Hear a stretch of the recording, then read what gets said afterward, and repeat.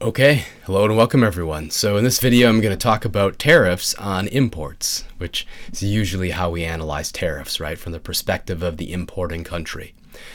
So question, where does the inefficiency enter with tariffs and who is harmed? All right, so I'll show this graphically. So think about starting point with a market before we open up to international trade. So I'm going to get the foundation here. So we've got price on the vertical, we've got quantity on the horizontal. Then I'm going to draw in a supply curve, I'm going to draw in a demand curve. I'm going to label my supply curve domestic supply, meaning that this is the supply curve from the domestic producers. It's this domestic producers cost curve. Remember, the supply curve is like the marginal cost curve. The theory of supply is the theory of marginal cost. Matter of fact, the height of the supply curve at a given quantity gives us the marginal cost of producing that amount. Then I have the demand curve. This is my domestic demand curve. This is coming from domestic consumers. Remember, the theory of demand is the theory of marginal benefit. So the height of the demand curve is giving us what the marginal benefit of that amount or the willingness to pay. If I had drawn this intercept, this vertical intercept way up here would be the maximal willingness to pay of any domestic consumer in this market. Okay, so enough of that. Here we have an equilibrium, P star and Q star. And so this is the domestic equilibrium price. This is the domestic equilibrium quantity. And I like writing. Here's our where quantity demanded equals quantity supplied. I like writing, this is the equilibrium. This is the quantity demanded and quantity supplied at this price. And I like indicating whenever I write out quantity demanded or quantity supplied, though I didn't do that here, I just put Q star. I always like specifying that it's at a particular price. I think that helps. It helps read the labels of the graph. All right, so you're ready for this, right? So now I'm showing the situation with free trade and imports. So let's just take a step back, and I'm going to start off where we were before. So I have price on the vertical, quantity on the horizontal. Here's my domestic supply. Here's my domestic demand. Here's our original equilibrium, P star. Here's my original equilibrium quantity, Q star. Now what I've done is I've drawn in the world supply curve, this squiggly red line. PW, this would be the world price, and this is the world supply curve. And notice here, the world price is lower than the domestic price. That's telling us that this country, the domestic economy, lacks a comparative advantage. The rest of the world has a comparative advantage in producing whatever this is. So we ought to import it, right? And we know we ought to import it by looking at the disparity between the quantity demanded and quantity supplied at the world price, right? When we open our doors to free trade, we're going to import. Why? Well, when we open our doors to free trade, these rivals are going to, these foreign rivals, well, I shouldn't call them rivals, the foreign producers are going to come in and they're going to offer our consumers this good at a much lower price. So, yeah, the domestic consumers could buy from local producers at this price, but why? When you're being offered the lower PW. Of course, this is going to become the market price. The market price becomes PW. It'd be a mistake to think the market price is still P star. No. When we open our doors to free trade, PW becomes the price. The world price becomes the price in this economy because now our consumers have access to world suppliers. So what happens? Well, at the world price, look at our quantity supplied. So at this price, let's run over to our supply curve, domestic supply curve, go straight down. This gives me the quantity supplied domestically at PW, right? This is the domestic quantity supplied at the world price. That's smaller than at the original equilibrium price. So what's happening is when we open our doors to free trade, we have some domestic sellers that are undercut by foreign producers. That's these right here I put in green. Domestic sellers are undercut by foreign producers. These domestic firms no longer have buyers, right? Matter of fact, these units right here between QS and Q star along this horizontal axis, this quantity, this amount of goods, they're still consumed by consumers domestically, but whereas previously they were provided by these domestic firms, they are now going to be provided by these domestic foreign suppliers. Okay, but not all the domestic firms are out of the market. These right here I put in light blue and then labeled in black. This right here, this lower part of the supply curve is below the world price, right? The height of the supply curve corresponds to those firms' costs. Right here, this portion of the supply curve is below the world price, meaning that these domestic producers are still sufficiently efficient to be able to produce in this market and actually make profits. So these are the domestic sellers that are still in the market. This quantity right here, QS, this is the quantity supplied domestically and purchased by domestic consumers, right? But where's our domestic quantity demanded? It's way out here. Why? Let's take the world price. Let's go out until we get to the domestic demand curve, then go straight down. This gives me my quantity demanded at the world price, right?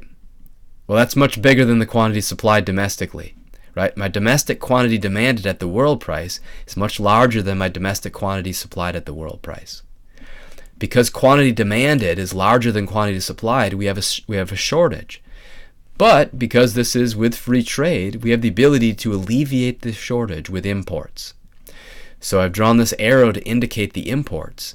The units between QS and QD, the shortfall, the shortage, where domestic consumers are wanting a larger amount than domestic suppliers are willing to produce, that shortfall is made up by foreign producers along this world supply curve. And in pink, I put this new consumption, right? When the price falls, the quantity demanded rises. That's just the law of demand. Originally, the domestic equilibrium was Q star. When the price in this market falls due to the availability of imports, price fell down from P star to PW. That's a price decrease. When price decreases, we expect an increase in quantity demanded. And sure enough, we went from Q star now to QD out here. This is why the market would be in disequilibrium relative to the domestic demanders and domestic suppliers. This right here is new consumption made possible by imports. Okay, so far to this point, domestic consumers are way better off. Domestic producers are worse off, right? With free trade, there's winners and losers. The standard economic model argues that the winners are going to win more than the losers lose. And I've got a short lecture video on international trade that's in another playlist that you could take a look at, and I've shown this with pictures and areas and consumer and producer surplus and all that fancy stuff. So you could take a look at that. Now I'm going to show what happens with a tariff, because that's the point of this question to answer. So there's winners and losers with free trade.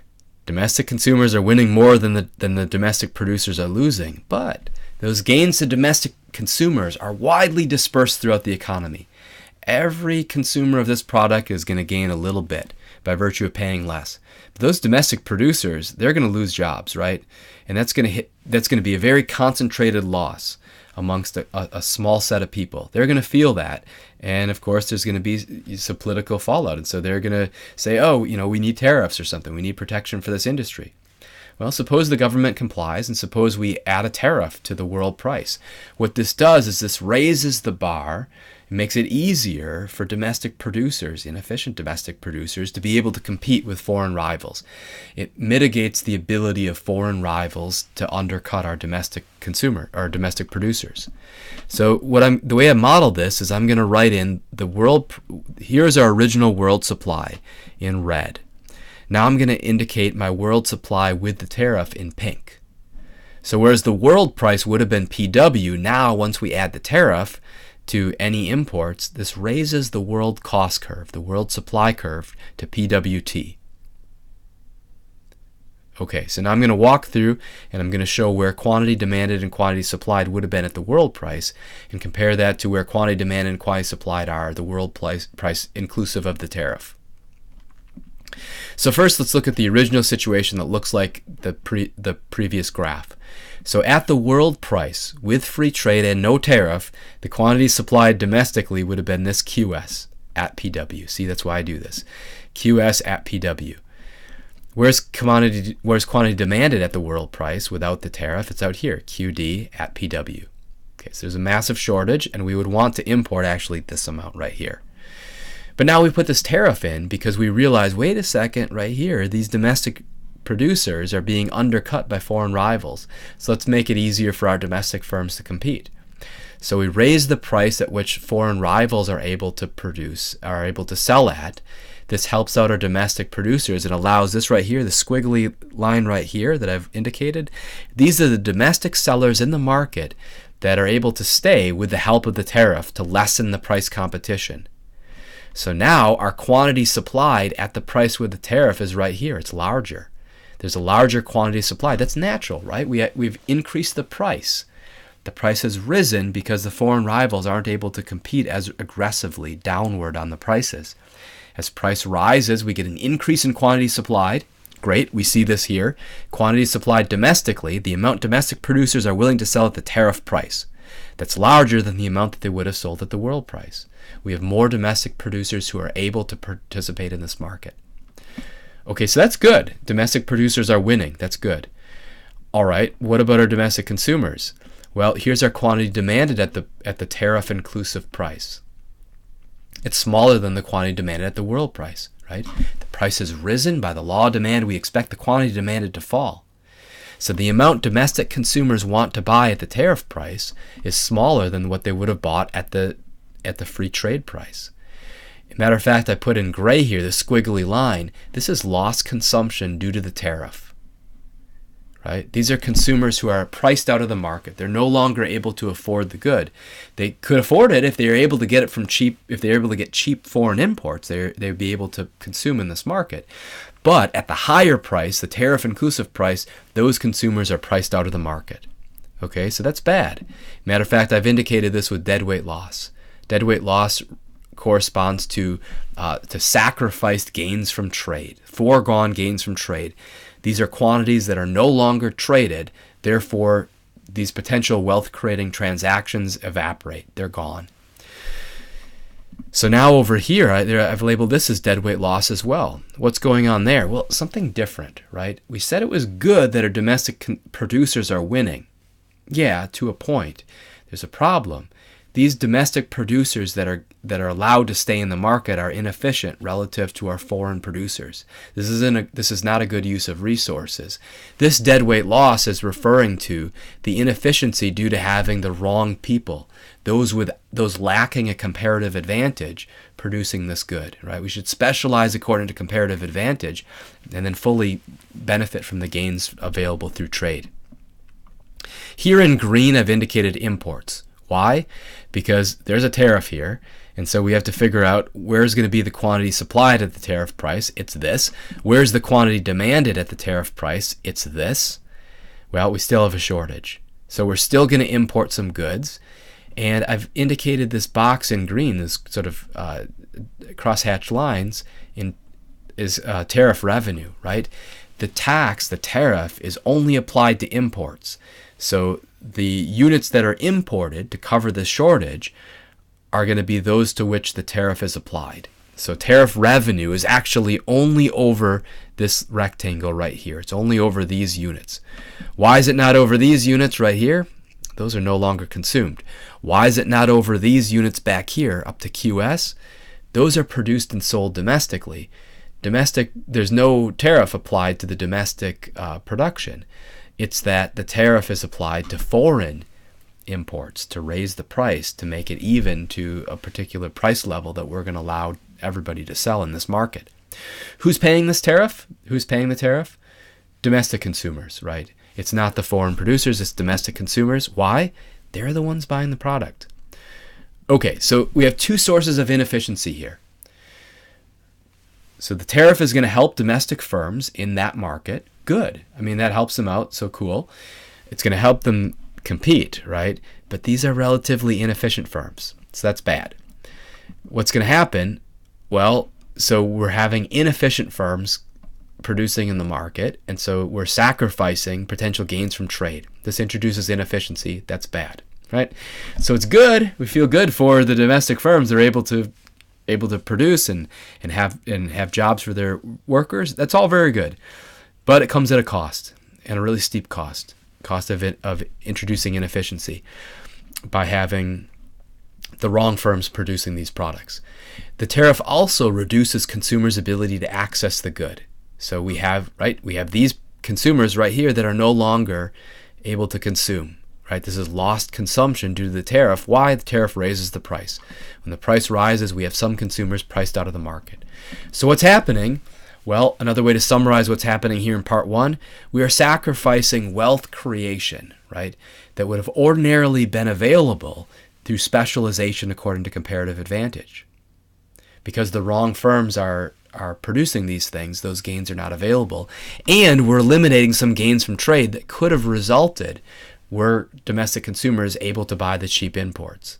So that's the source of the inefficiency. So the bottom line, well, the domestic producers in that market are gaining, right? Domestic producers gain, but it comes at a cost. Those gains are swamped by losses to domestic consumers. And sort of overarching lesson with any sort of policy, any sort of tax, any sort of price control, any sort of protectionism is that when consumers are paying higher prices, that money's coming from somewhere. The money comes from somewhere. When consumers are paying more for the product, they now have less money left over to spend on other things, right? So those costs are actually going to be distributed elsewhere throughout the markets. They're going to buy, so when consumers pay more for one thing, they may buy less of everything. So it's sort of a really important lesson here. Now, so this is something for policymakers to sort through and decide what is going to be the most advantageous thing in any given situation. Economics is pretty clear in terms of its recommendation, but it's not the only consideration, right? So there's a lot of complicated issues and nuance once we realize how these markets are interdependent. But anyway.